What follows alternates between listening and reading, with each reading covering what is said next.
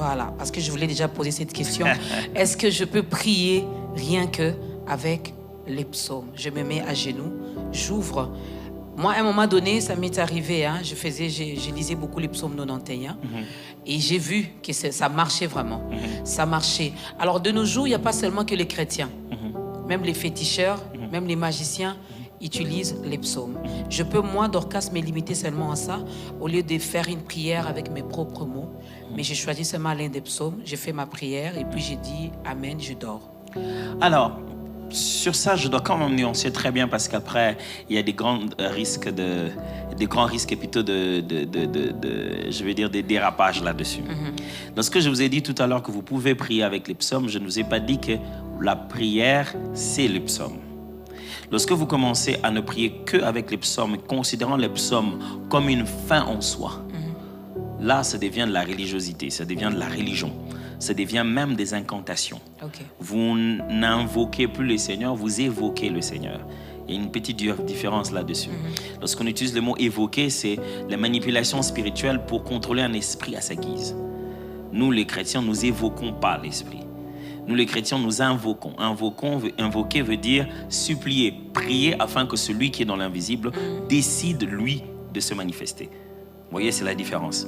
Alors, lorsque vous considérez le psaume que vous lisez comme une garantie de votre exaucement, c'est-à-dire que votre psaume est devenu votre Dieu. Okay. Votre psaume est devenu une garantie.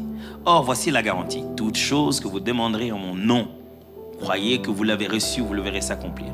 La garantie de nos prières est dans le fait que nous le fassons au nom de Jésus et que nous le fassions selon la parole de Dieu.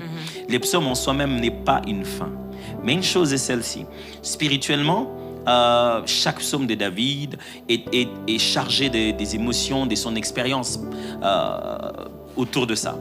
Il arrive, c'est pas d'aujourd'hui, c'est pas aujourd'hui, hein, c'est très vieux. Même dans le judaïsme lui-même, avant qu'on parle de nos féticheurs ou qui que ce soit, dans le judaïsme en soi, il y a déjà cette manière un peu kabbalistique de pouvoir prendre le texte des psaumes et d'en faire de prières mystiques. D'utiliser les textes de psaumes. On utilise les textes de psaumes pour en faire des prières mystiques. Les gens font ça.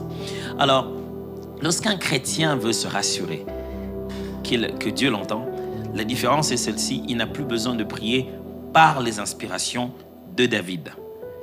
Il peut prier par l'esprit qui a inspiré David. L'esprit qui a inspiré David, ses cantiques, ne vient pas sur le chrétien. Il habite dans le chrétien. Okay. Ce qui fait que nous sommes nous-mêmes des générateurs de psaumes. C'est pourquoi Paul le dit. Il dit, entretenez-vous par des psaumes et des cantiques spirituels. Il dit, vous-même pouvez le faire. Pouvez vous-même composer d'autres chants, chanter les cantiques qui vous viendront en esprit, tels que le mot même cantique spirituel veut dire des cantiques de l'esprit. C'est d'un langage spirituel qui vous vient à ce moment-là.